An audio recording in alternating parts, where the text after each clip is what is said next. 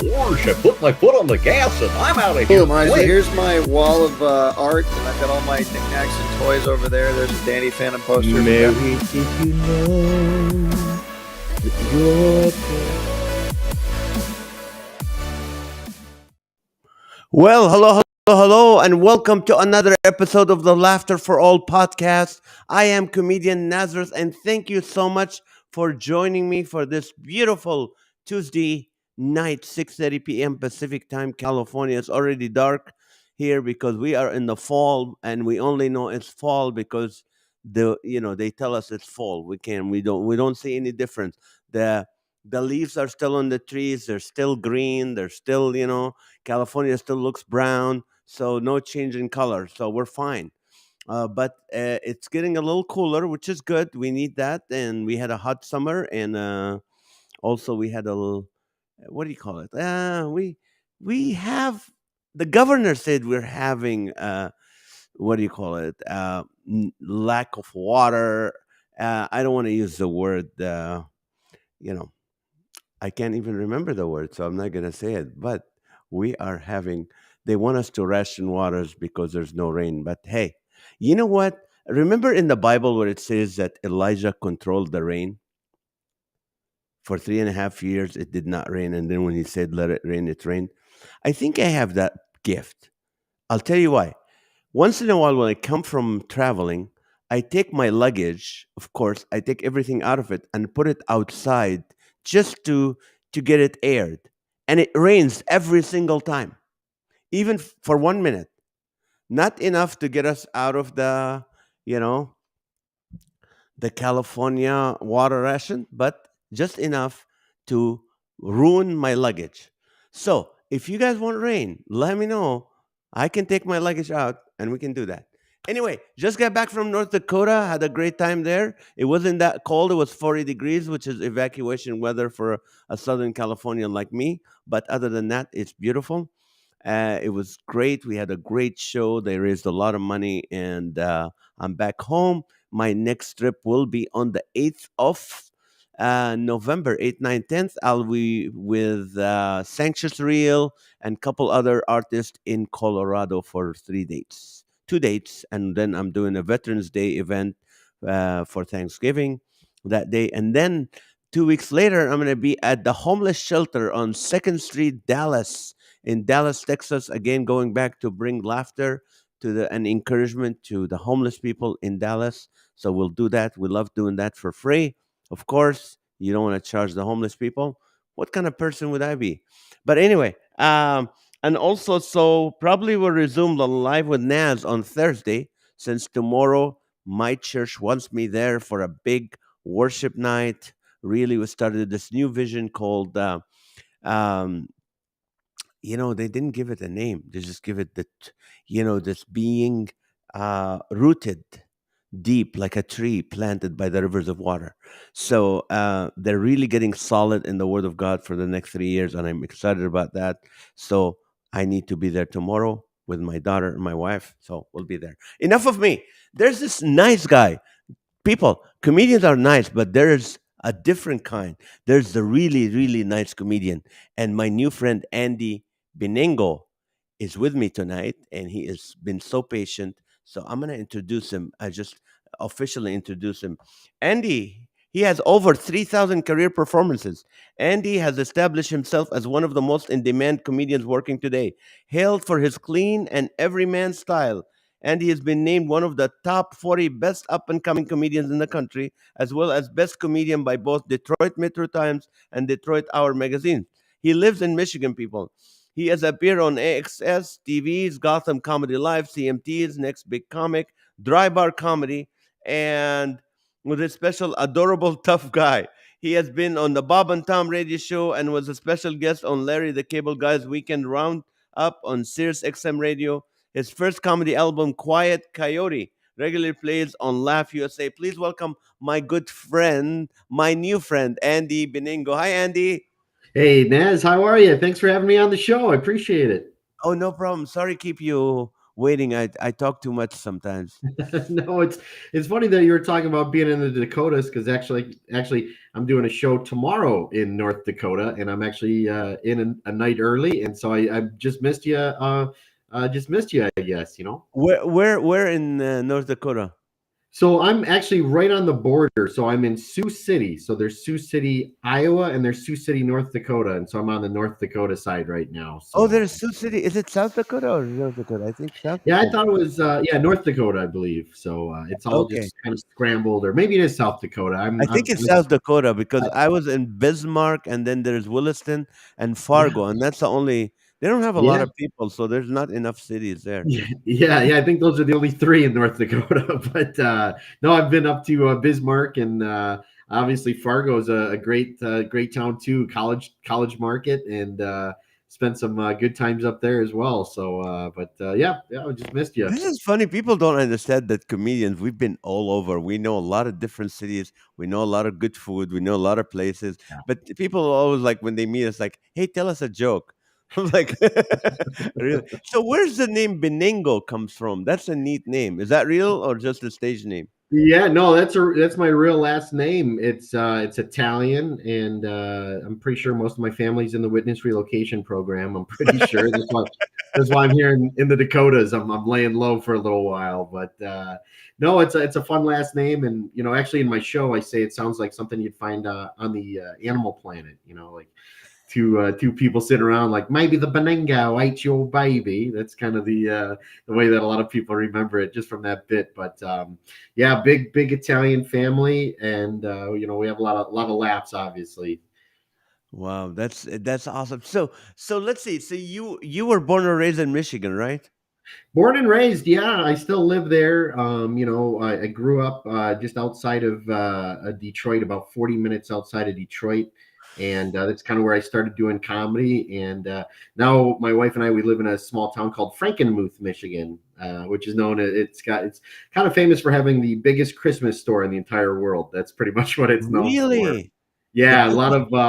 of decorations and lights, and people come from all over the world to buy decorations, and it's all lit up year round. It's just a nice, charming town to live in, and just a Midwest guy. People always ask about like, oh, do you ever go to New York or LA? And I've performed there, but Michigan's home. Love it there. It's a good place to raise the family, and just good Midwest people, great crowd. So we've just been here for a long time.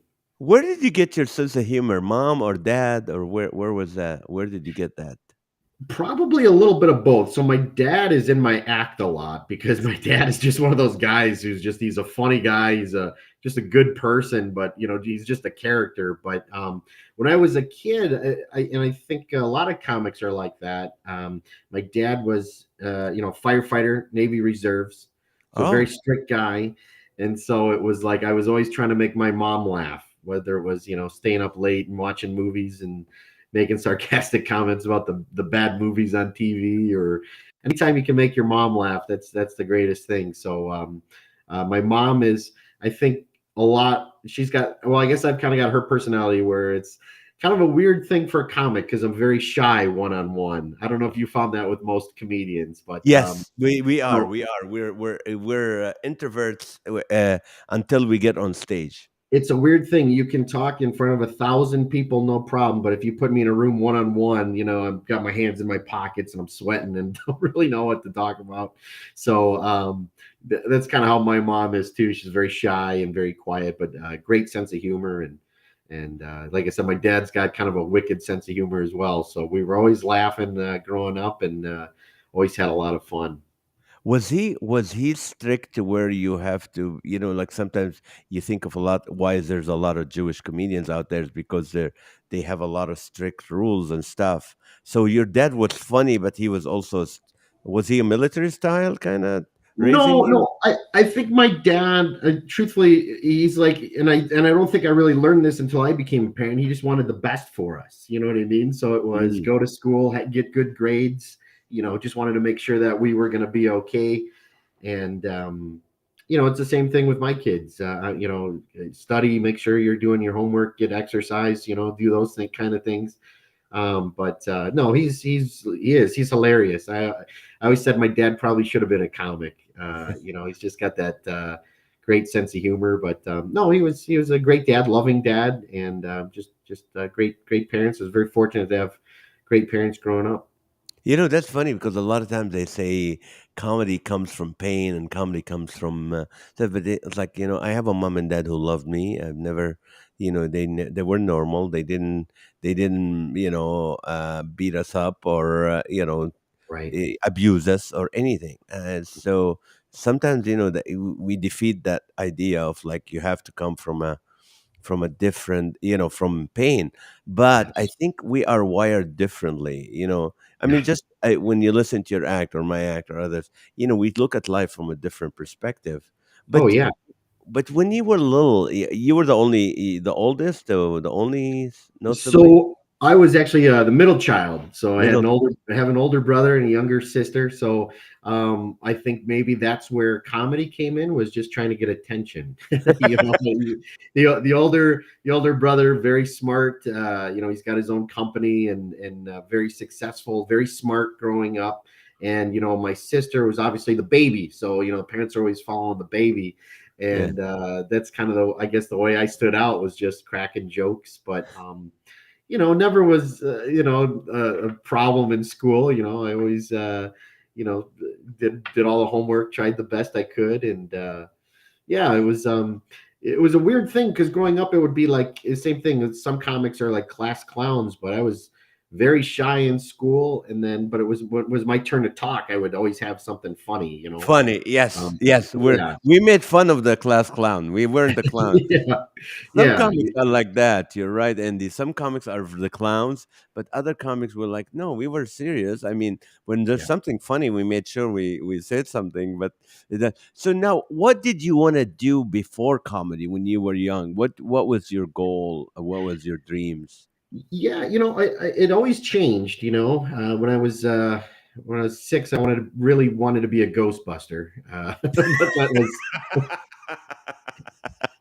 I slowly found out that wasn't a real Bummer. profession. The day So after Halloween. That always brings back memories. Bad memories. Like, shoot, I could have been a yeah, Ghostbuster. yeah. Well, I probably like right around middle school, 7th or 8th grade, I started kind of thinking about comedy, which is kind of crazy that young because I grew up idolizing really funny people. Like I remember the first time I saw Robin Williams in a movie.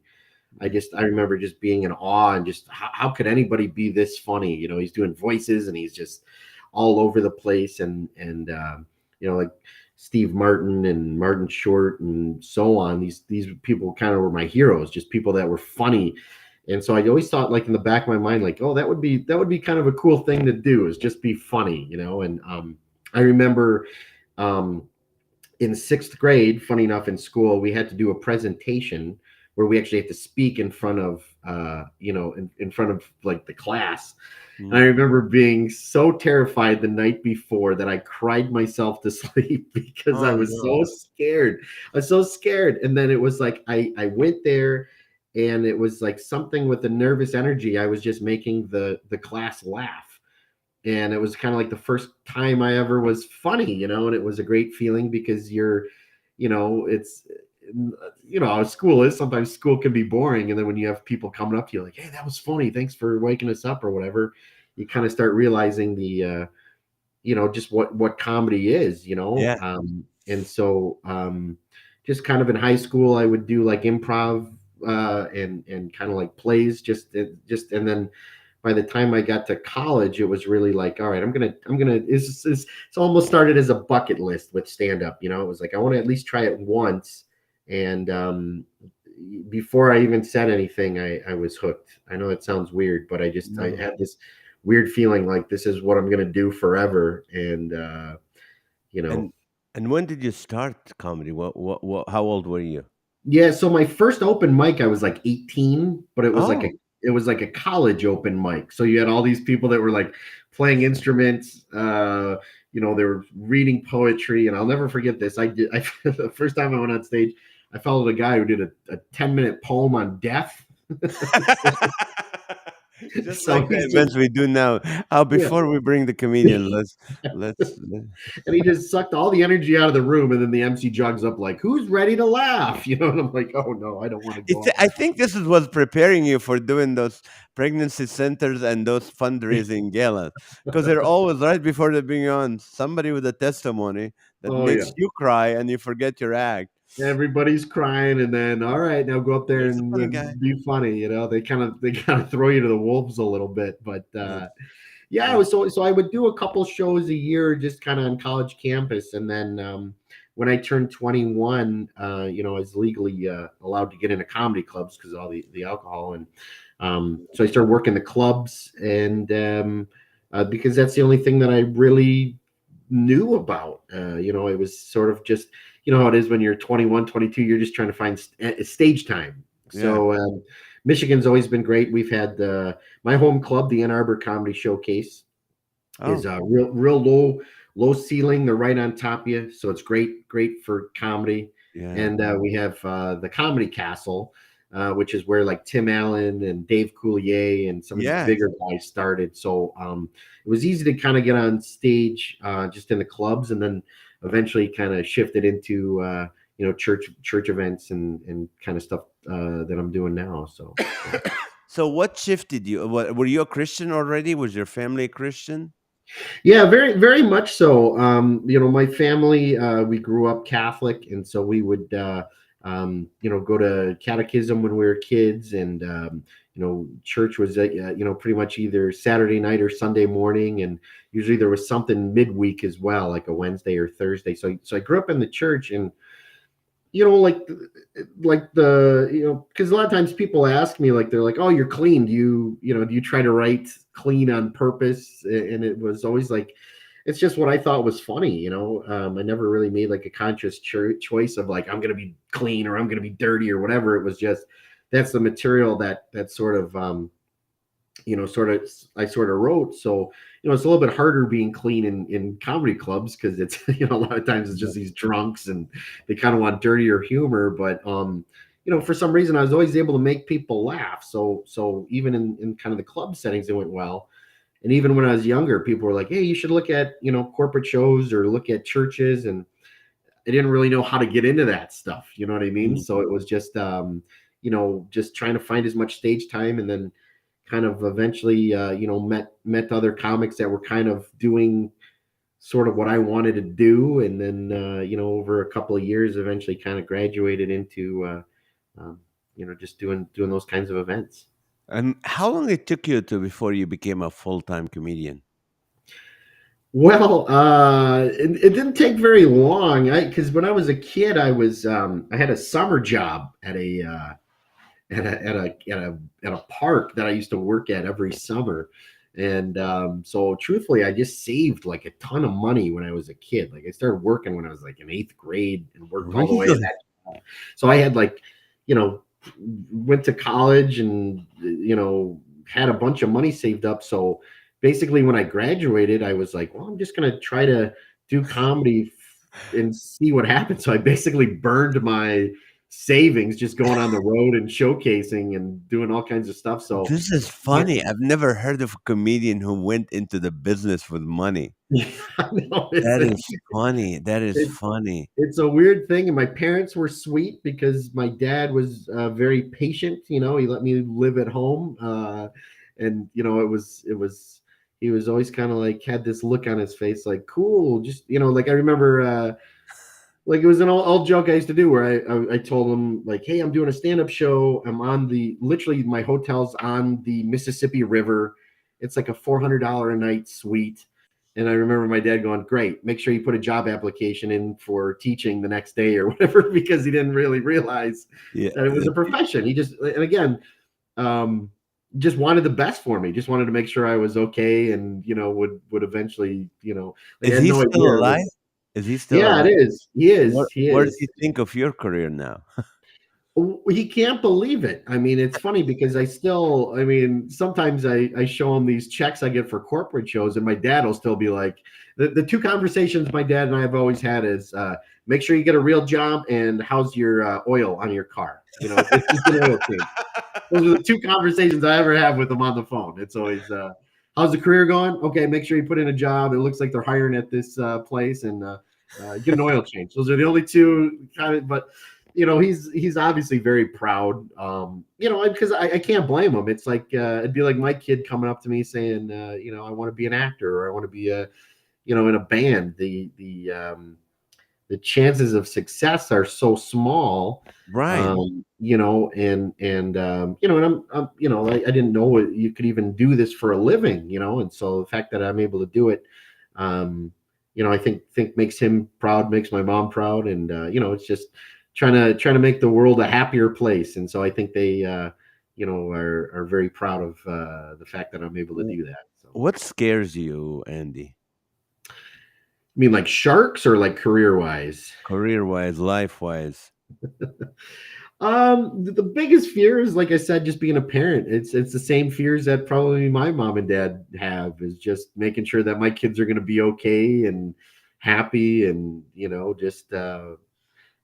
just doing what they love to do. That's kind of all I kind of hope. But career wise, it's we're kind of joking about this before the show. You're always afraid that the calendar is just going to be empty, and all of a sudden you're not going to be able to fill it. And I think that's what motivates you to keep working hard, and keep writing, and keep trying new venues, because it's never guaranteed that you're going to be working. Let me ask you this: when you got married, you're a comedian, right? You were making Mhm. your income from comedy, Yeah. and you've been married 10 years now.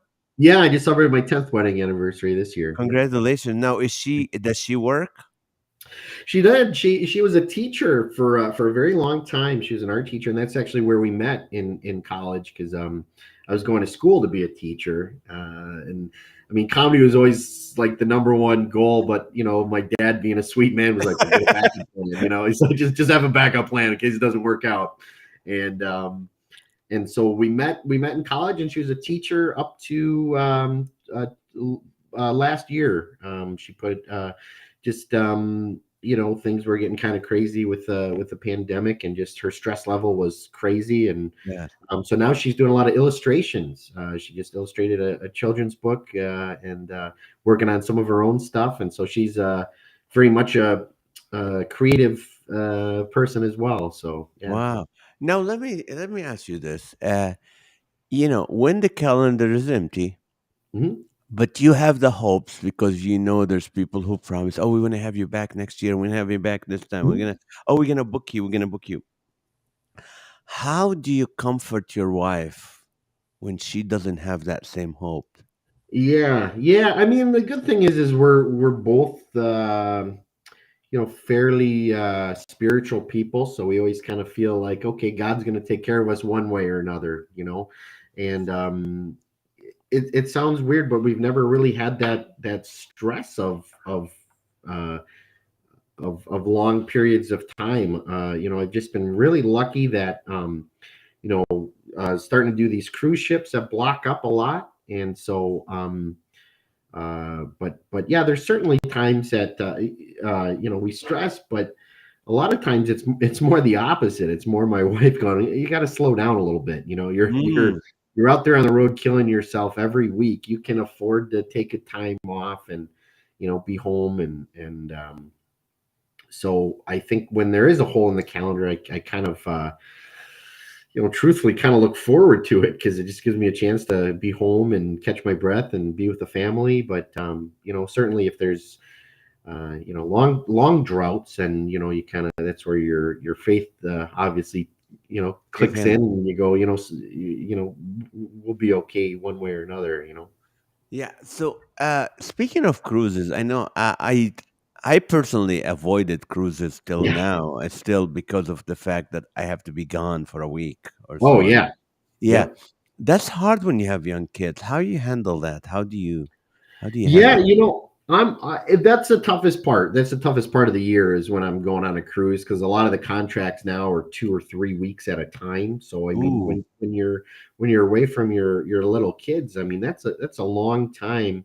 Um, they've been, I don't know, it's kind of ingrained now that dad's got to go to work, which is great. They don't, at least now, they don't have any grudges. Maybe when they get older, they'll tell me I was a horrible dad, which I hope not. But right now they kind of know, like, okay, dad's got to go for work, but then they know the good thing is dad's always coming home. And Mm. the good thing with those cruises is now, and my generation's probably much more spoiled compared to the previous comedic generation because we've got all the technology. We've got FaceTime and we've got all kinds of internet things. So Do they have internet on those Carnival cruises? Carnival, yeah, and I do Norwegian a lot as well, and they have like little internet packages where it's like $4 a day, and you can basically call home and you can be on the phone pretty much all day, which is really nice. Mm. Um, and it's kind of nice because in the summer when the kids are off, it's comedy becomes like a paid vacation basically. They're staying in hotels, they're swimming, they're having a good time. Right. So I try to bring them as much as I can. But it is tough being gone away from them because they're great little people, and I that's, I guess, the downside of it is you're trying to make other people happy, but you're also missing out on a lot as well from travel. So Right. Now, yeah. on the cruises, see, you're a clean comedian. Now, what do you do when they ask you to do the late show, which is they want you to be? I bomb basically. It's kind of what happens. God is applauding you. Okay, Yeah. okay, Andy, you can bomb for me. Yeah, I mean, there's certain cruise lines, so I don't want to name names or anything like that because I don't want to, upset anybody or anything. But there's a couple of lines that I work for that they really push clean. So they don't care even on the late show. They're like, don't swear, don't do politics, don't do anything. So I go, Mm. that's great. And then there are other lines that I work for that they really want that late show to be dirty, and that's kind of a it's kind of happened to me a couple of weeks ago where they bill it as like double R comedy. It's rated Oh, R. And I like turn to the guy who's like the house host or whatever, and I go, hey, just don't mention that because I'm not a dirty comic at all. I'm clean. And he goes, oh, no problem. Don't worry about it. So he jogs on stage, and what's the first thing he say? This next guy's double R, ah, X-rated comedy. And I'm like, ah, dude. ah, So it's like they like they kind of go expecting kind of obviously some filth, and then when you don't have it, they kind of look at you like you're a weirdo, and then but on those shows I try to do like some crowd work, so I try to right. get, hey, are That's you what. guys married? And you try to trick them with just making it about them, but then you slide your own material in, right? But I'm not gonna lie, there's been shows where people walk out and then it's tough as a comic because they see you in like the buffet the next day and they're kind of looking at you like, isn't it the chubby guy from the comedy show? And you kind of waving at them like, sorry to ruin your vacation, it's Because but you were clean. Yeah, you yeah, ruined yeah. their vacation because you were clean. Yeah, Oh, but I'm just, again, it's what I think is funny. So if you're expecting dirty and filth, well, I don't have it. And I'll even say that on stage and go, hey, come back and see the next guy. This is what I do, and I hope you'll still have fun. And sometimes they do, and sometimes it makes for some rough nights. But like I said, at the end of the day, I'm happy with who I am and proud of who I am. So I'm not going to change for anybody, I guess. so if someone wants to go on a cruise, you Mhm. know, what do you recommend? Which one's the best cruise ships you've been on? Well, I've only worked on like two lines, and so Norwegian I started in 2016, Uh-huh. and they've just been fantastic to me and my family. My wife got to come with me to Alaska, and so that's generally the one that I recommend, just because they've, like I said, treated me like family. They've been great to me, and The other cruise line I work for, I've only worked for them for about a year, and still trying to figure it out. So, They start with a C. Pardon me. Do they start with the letter C? It does. It does. They're all nice people, and they're doing what they do. But But you end up with the crew, right? You're staying with the crew instead of being your own like respected artist, right? sometimes Norwegian's different. Norwegian, they'll put you. Sometimes you're in a crew area, but the crew area is very pleasant. It's very nice, and other times they do put you up in the passenger area, and that's like I said. Sometimes they spoil you.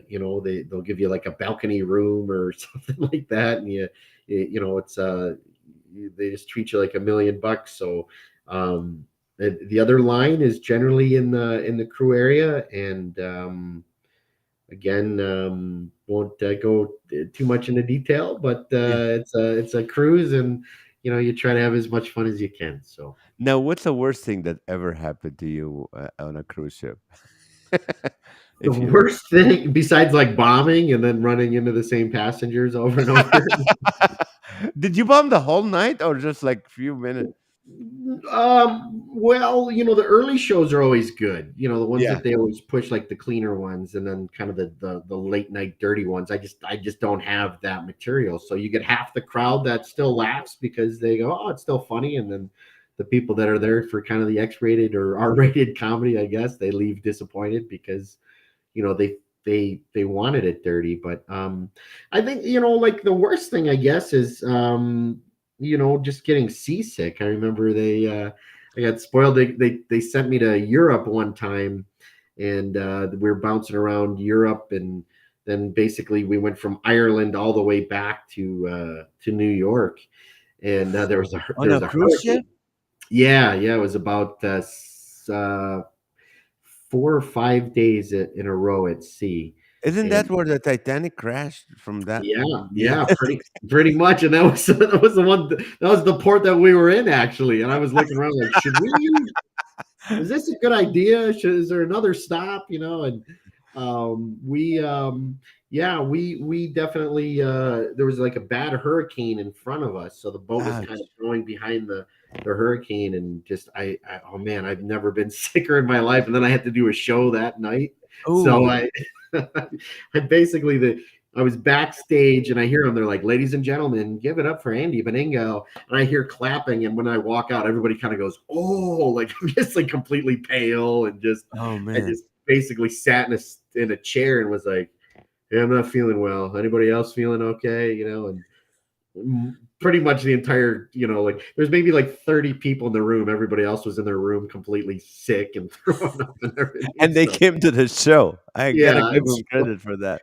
everybody's drinking Gatorade and trying to, trying to trying to feel better and everything. But Oh, that's yeah, funny. usually they're really fun. Like I said, I've been, like I said, sometimes I pinch myself that you get to see the world, and so like I said, a lot of times I have fun doing them, and that's why I'm chubby too, because I always hit those buffets all the time. So Do it's they not a still problem. have the buffets after COVID or no? They do, but it's a little bit different. Before COVID, you used to kind of grab your own stuff, and now they basically have a server that'll kind of do everything for you. And Yeah. the restrictions are slowly getting lifted. Like when I went back, I guess last year, right around this time last year, you had to have the mask on, and it was very strict. Very strict with testing and things like that. And now we're like I said, the restrictions are changing a little bit. Most of the time you still got to wear the mask in the crew area just as a precaution and everything. But like I said, everybody, they do a really nice job, and Well, we got comedian Uncle Nath. He's from Australia. We had him on mhm. the show before. He said, Oh, yeah. great interview. I love his honesty about the bombing stories. We all have been there." And then Crystal from Canada, she said, "I'd rather have a smaller audience being true to myself than sell out because I sold my soul for laughter." And then Yeah, Becky from Louisiana, Ottenberry, she goes, cruise lines have different atmosphere. Norwegian is a very laid back crowd and easygoing, older crowd usually. Carnival is what they advertise, a fun ship, young and old, but mostly young. Oh, okay. So that's where they Yeah, want the dirty stuff. yeah, and every cruise line's different. I haven't done Royal Caribbean or Princess, and everybody's kind of got their own kind of. It's like anywhere. It's like everybody's got their own audience kind of built in, and so you just got to kind of find the ones that is a good match for you and appreciate what you do. So yeah. Any embarrassing stuff on the road for you at a corporate gig or at a comedy club or anywhere cruise? Well, nothing really embarrassing. I mean, Funny? just funny. I was just telling my wife about this. This was sort of a funny story because we get a lot of this time of year. You get a lot of these holiday parties. A lot of the corporate shows and stuff Yeah. like that. I was telling my wife about this the other day because it was actually probably my favorite show that I ever did.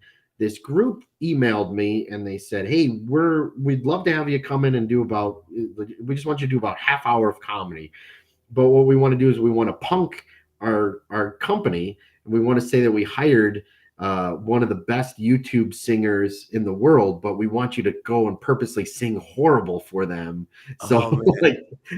like normally I don't do those kind of things, but I was Right. like, this sounds hilarious. You know what I mean? So I go to this like banquet room and they're like, "Hey, this guy is, he was on America's Got or whatever. What's that show? America's Got Talent, and he's Yeah. on The Voice and all these things. And here he is." And so I purposely go up and I start singing horribly, and just the look on people's faces, they're looking And then around like, looking back on their YouTube, checking like, what? yeah, like what is this? And so it's just like, and so finally I'm just like, "Oh, you know what I noticed, guys? The problem is I didn't bring my karaoke machine. I'll be right back." So I kind of left the room. And I hear people in the crowd, they're like, "Don't let him back in. He's horrible. That's the worst person." And so, finally they came clean and they're like, "Hey guys, we're actually punking you. This is, he's actually a comedian." And then I kind of came back from around the They curtain, and I mean, applauded you. yeah, easiest show of my life. After they found out it was a prank, it was like, oh, I could do anything right Yeah. now. Yeah, we'd rather laugh at him than listen to him sing. Right. So, those holiday parties, like I said, those are starting to pop up again. And so, always, anytime you can do something besides comedy or, something additional to it, it's, kind of a fun little bonus. This is funny because one time, the only time I think I did it, is some guy called me a long time ago and he goes, "I would like you to prank my buddy. He's getting, he wants to renew his vows and he wants you to dress like a priest Oh, and yeah. actually do the vows, but at the end mess him up." Yeah. Yeah. I said, I don't really do that. I do stand up. He said, Yeah. "I'll give you 400 bucks for 10 minutes." I go, Yeah. "Yeah, I'll do Yeah. it." Yeah. Yeah. Cool. Yeah. Yeah. So anyway, so I went to those party supply places, rented the costume, Yeah. Yeah. went in there, and I did the event, and I did this, and then at the end, I'm just messing up the words. I just like look at me and go, "Hey, this is a prank from your buddy. Yeah. Okay, Yeah. we're happy for you." And Yeah. then as I was walking, so there was a donut shop, and it was in the daytime. Yeah. So I went there. I said I went to buy some muffins, and the guy was like, "Hey, father, hey, Yeah. He's doing father, it's on me. It's on me. Whatever you want, take the whole thing." So I'm like, wow, let me try a car Yeah. dealership and see if this gonna work. But yeah, I don't know. I don't do that, but that's interesting that they asked you to do it. Now, Yeah, and what? I'm the same. I'm the same with you though, because as a comic, you just want to go in and do your act and go. That's it. That's all I do. But there was just something about the way they sold it. I was like, this actually might be kind of fun because it's just something different. But then it's also like on the opposite side, if it doesn't work, then the show's you're gonna Oh, then now you're in trouble. So it was kind of a fun little risk to take. But that was that was probably, I don't know, 6-7 years ago that I did oh, that, and it was oh, that's funny. Now, what is your favorite show? What would be your the best? Like, is it a corporate? Is it a church? Is it a club? Is it a cruise ship? What would be your best one? yeah. I still my favorite shows to do are I still love doing the churches that have some type of fundraiser Hmm. tied in with it. Whether it's like or like a mission that goes for a mission group, or some sort of cancer organization or something like that. Because those are the ones that I feel the best about. It's like you're making people laugh, but it's also going for a really good cause. Right. And Right. So I love doing those, but I still like doing these little black box theaters and starting to do some more of those where it's, maybe 300 seats or something like that. And people come out, it's an event, and especially when you bill it, as a clean show, Yeah. you get a lot of people that don't normally come out, that's seems to be the first question a lot of people ask, like, is it a clean show? And then the minute it's a clean show, oh great, well, we'll bring, the couple that Mom. lives up the block, and we'll bring our parents. So now you're selling more tickets, just off of what you do. But yeah, those are always fun. Do you rent the theater yourself, or do you have people doing that? Or A lot of times I've been kind of experimenting with it, to be honest with you. Lately I've been a little bit of both. There's some contacts that I did, years ago that I'm kind of circling back with, and say I haven't, I performed here many years ago. I'd love to come back, but especially with the dry bar thing, it, there's something about the dry bar name that really it's already built in trust, if that makes sense. right? They're already Yeah. known for having a clean product. So I've been trying to reach out to some smaller theaters in here in Michigan, and so far the response has been pretty good. People, like a lot, especially now coming out of the pandemic, I think a lot of those theaters are trying to find something different to Yeah. get audiences in rather than just their production shows. So I kind of saw it as just like a fundraiser for the theater, or if they have a community event that they're trying to do it for. And sometimes they're packed, sometimes you get half a crowd, sometimes you get nobody, but it's something different. Let me take you a whole different direction. I know Crystal asked, having two young kids, do you find it difficult to travel? We already answered that, Crystal. About it is difficult, it's always difficult, and but the beautiful thing, I think, when you're home, and when Yeah, you can, plus, absolutely.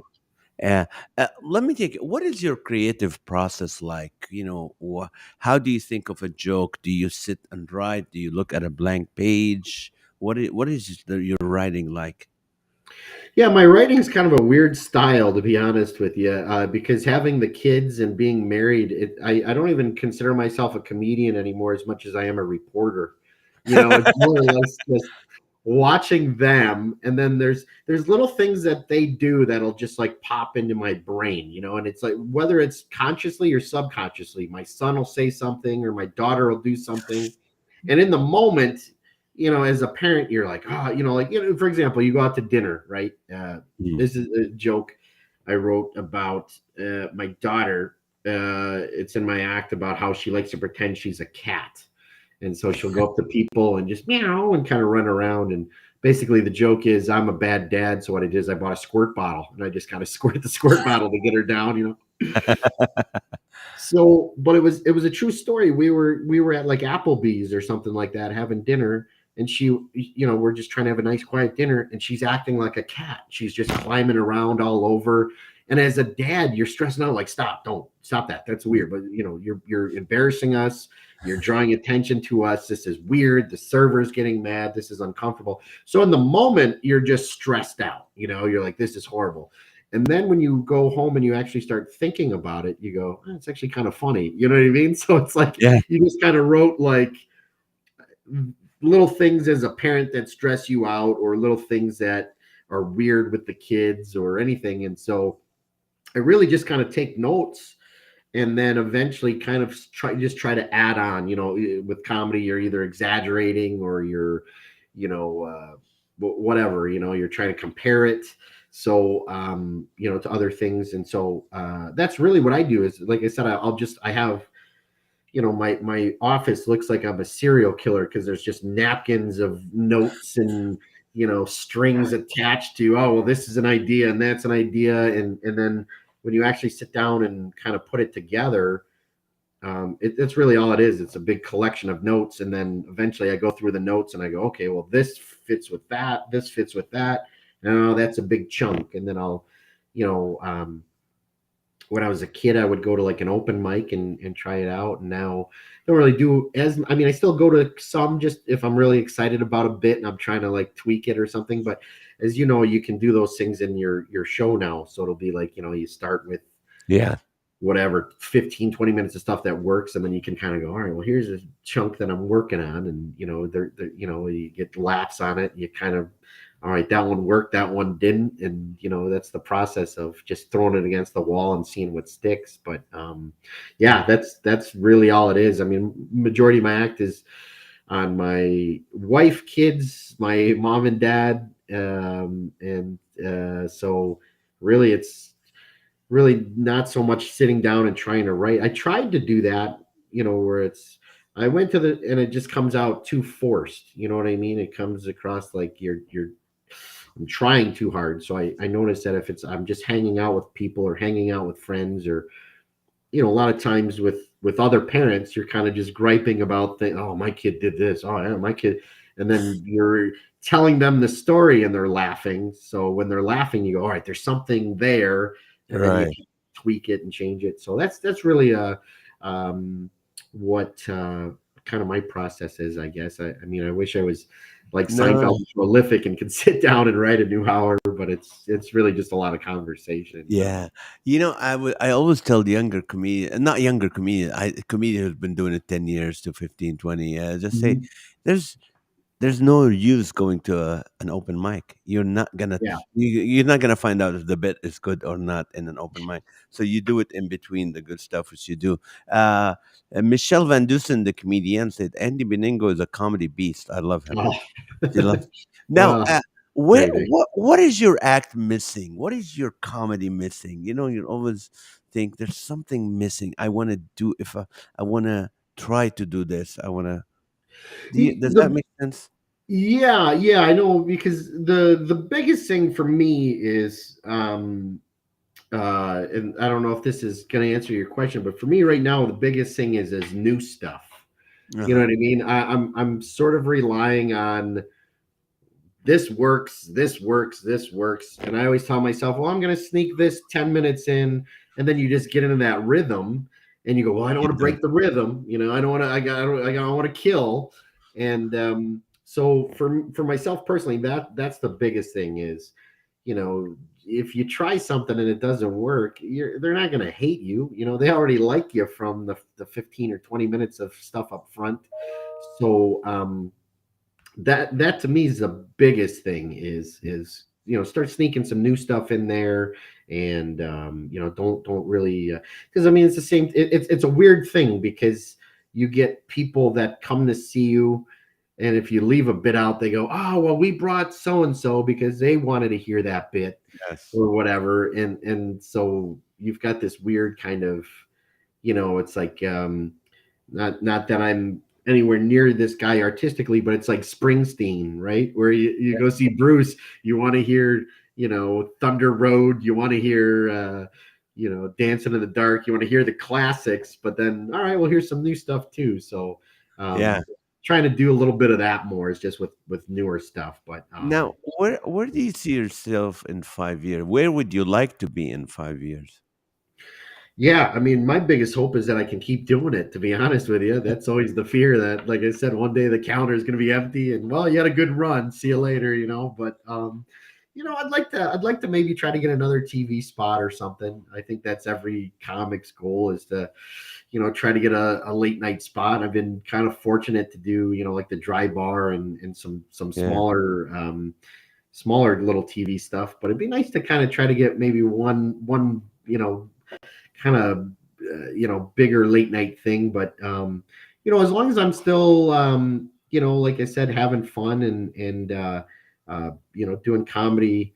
I hope this doesn't sound like kind of like arrogant or whatever, but as long as I'm doing comedy the way that I want to do it, then I'll be happy. Right.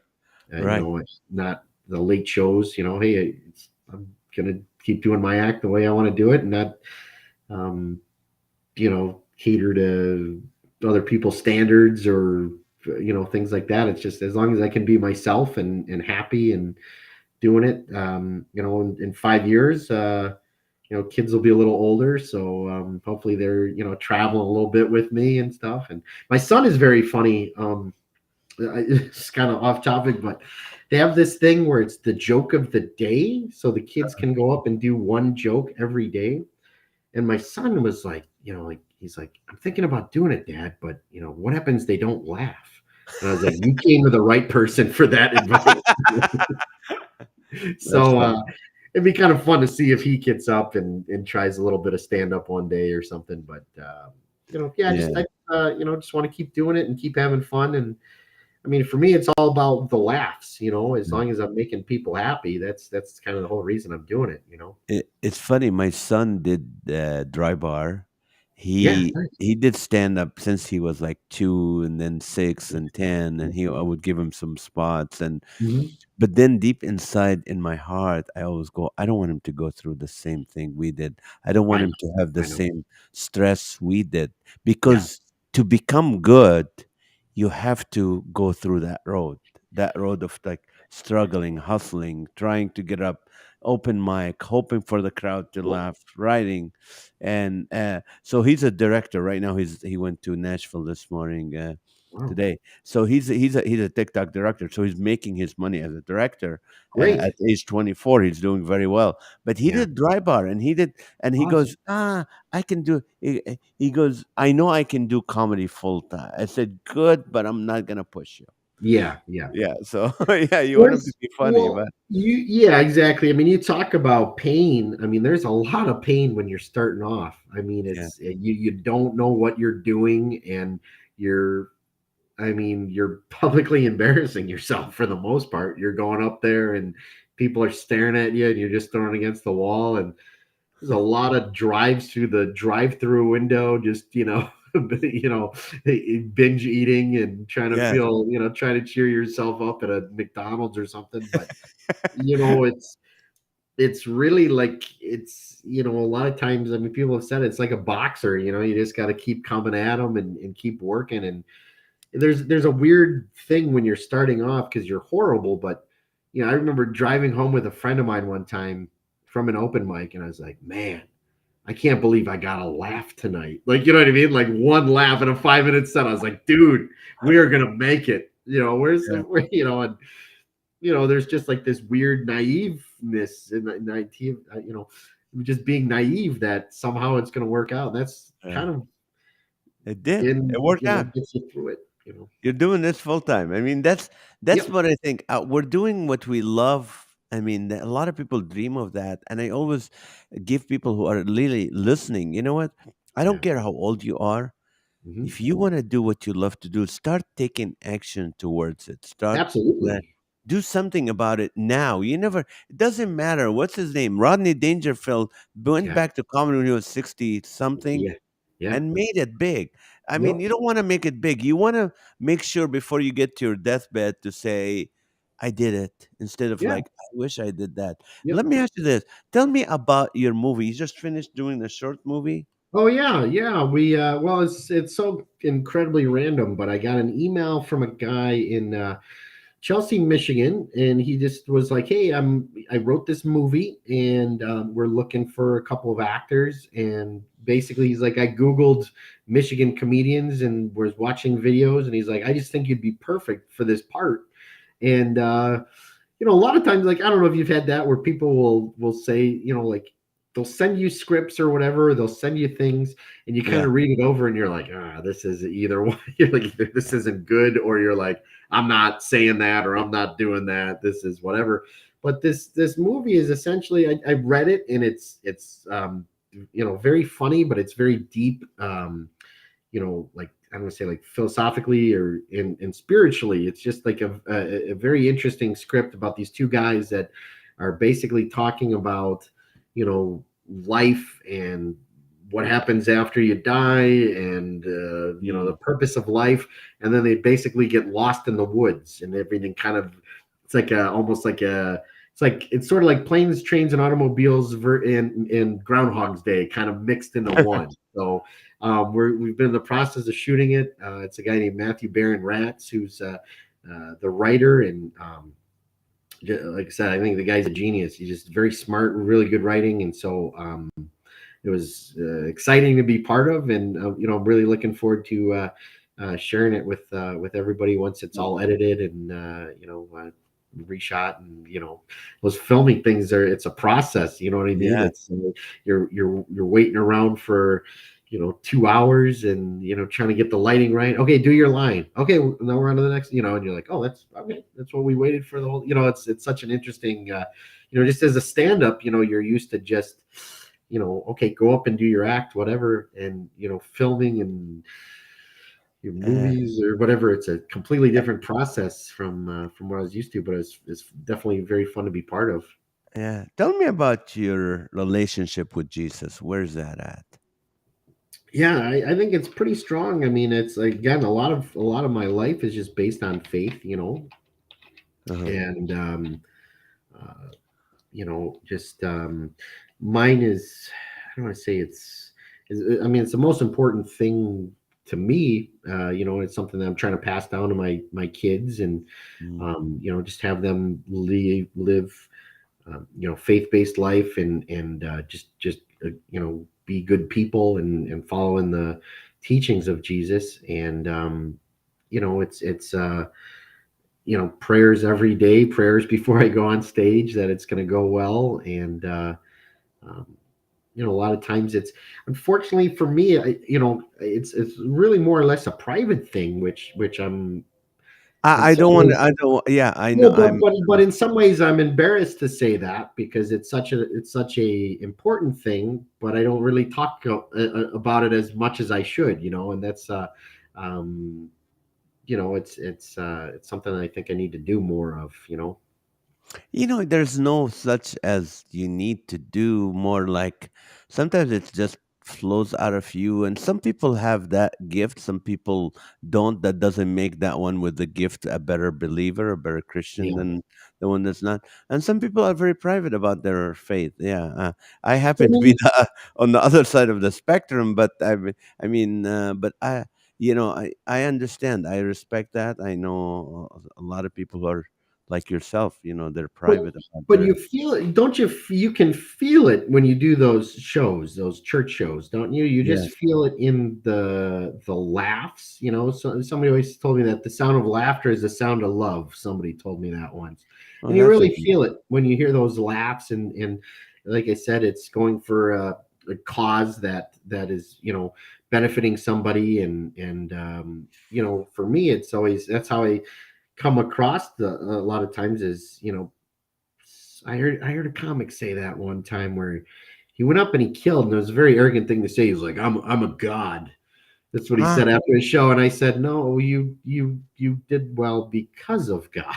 You know what I mean? It's like, that's why, you know what I'm saying? It's like, I don't know. I feel like I've been very blessed that for whatever reason, he gave me this instrument to try to make people happy, and try to just make the world a happier place. That's all I'm trying to do, is just make people laugh. And obviously, if you can touch their hearts, or people that aren't religious, or aren't believers, if you can kind of show them your life, and I don't say necessarily, well, just get them to kind of follow Jesus's teachings. If you can do things like that through humor, that's the greatest thing in the world. right, right. That is so good. Sound of laughter is the sound of love. Yes, Michelle. Let me ask you this: how can people get a hold of you? Mhm. Yeah, easiest way is just so I have social media, but as of late, certain social media sites have just made me incredibly anxious. I don't know if you are like that with social media. It's Social media for me is a weird thing, where a lot of times I'll just post pictures or post my schedule, and then I don't really read it, because people are always fighting, and people are always arguing, or people, it's such a it's been created to be a great thing, but for some reason it's turned into this weird, you know, just thing where people, like I said, they're more angry. But the easiest way is just on Facebook, is at I think it's Andy Beningo, or at Bingo That Comedy. Michelle put it already. AndyBeningo.com. Yeah, you can go to my website, andybeningo.com. You can email me, bingocomedy@yahoo.com. I'm always good at emailing people back and things like that. It's got the tour schedule online, so if people see I'm anywhere near them, they can definitely come out and see the show and have some laughs. But yeah, it's probably the easiest way. Let me just encourage you in this closing moment for every comic, every speaker who's watching and listening to this. You've done, it says in your bio, you've done 3,000 shows, about around 3,000 shows. I mean, Mhm. I always say, I've been doing a lot longer. And, every time you do a show and you get applause or you get laughs, you are planting a seed in a Mhm. field that is different. So you go to Iowa, you go to North Dakota, you go to Alaska, you go here, you're planting seeds. There's people that come watch you in the crowd, in a cruise ship, and you're planting seeds. And some of those seeds gonna become trees and have fruit. So, like the other day, last week, I got a call from a show I've done 25 years ago. Wow. And they go, "We Really? want to book you. We remembered you. You were great. We want to have you back." So Wow. if you're saying in 5 years you're hoping you'll still be doing comedy, it's too late because you've done 3,000 seats. Yeah. Let's say 10% of those seats materialize every year. Yeah. You're Yeah. you're gonna be so busy. So I just want Yeah. to encourage everyone who's Thanks. watching and listening. You know what? When you're doing a good job and you're working hard at your career and your act, not just doing comedy, you work hard at what you do.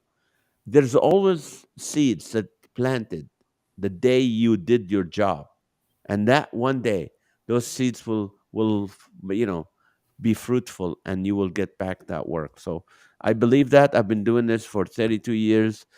Not 1 year that passed with less than 100 some shows, except for the 2 years of the pandemic. But that's why, and 2008. But other than that, you know what, God's always been faithful. He's faithful to everyone who, as you saw, so also you shall reap. Andy, thank you so much. You're just the nice guy, the sweet guy, the everything is balanced guy. I pray that you get to enjoy your kids and your wife, but at the same time, you get to do those bigger shows so you don't have to be gone every day. And one day I have a 14-year-old left in the house, and once she turns 18, my wife is coming to me every gig, and I'm gonna Yeah. go. I'm gonna Good. do my world tour after that. Until Yeah. then, oh yeah. But thank you so much for Perfect. your time. I Oh, appreciate you. thank you very much. This was a thrill. Always great talking with you, and appreciate you having me on. Oh, my pleasure. Thank you so much. All right, guys, thank you for watching. And, enjoy this. Let your friends know to subscribe to the podcast because we get, funny comedians like Andy and we can talk about life and, not necessarily we talk about funny stuff, but we talk about life and career and marriage and all that. And so, thank you for joining us. Next week, there will not be a podcast because I will be in Colorado doing a show with the Sanctus Real, and then the week after we resume with a speaker. She's a women speaker. She's gonna be joining us. Marla Rutz, her name. I kind of shopped her name as, and she's gonna be with us, and we'll just resume. Tomorrow they will not be alive with Naz, but Thursday we'll resume with live with Naz at 8:30 p.m. So thank you guys for watching. Love you so much, and have a great night. And please, if you're a pastor or a corporation or someone, and you go, I need someone funny, someone clean, someone easy to work with, Andy is your guy. So go to andybeningo.com or go to beningocomedy@yahoo.com and just email him. Say, hey, I heard you on the podcast with Nazareth, and I would love to book you for Christmas, for next year, and all that. Alrighty. Thank you guys so much. Thank you for watching and love you guys. And yes, Marlo Rutz is gonna be with us in 2 weeks. Next week, no podcast. I'll be in Colorado. Love you guys. Have a great night. Wh- Man. Oops. Sorry. Come on, move it. Here we go. Come on. Hold on. Wait. Don't go anywhere. What happened? Hold on. Huh? Hold on. Andy, it's not work. Why is that not working?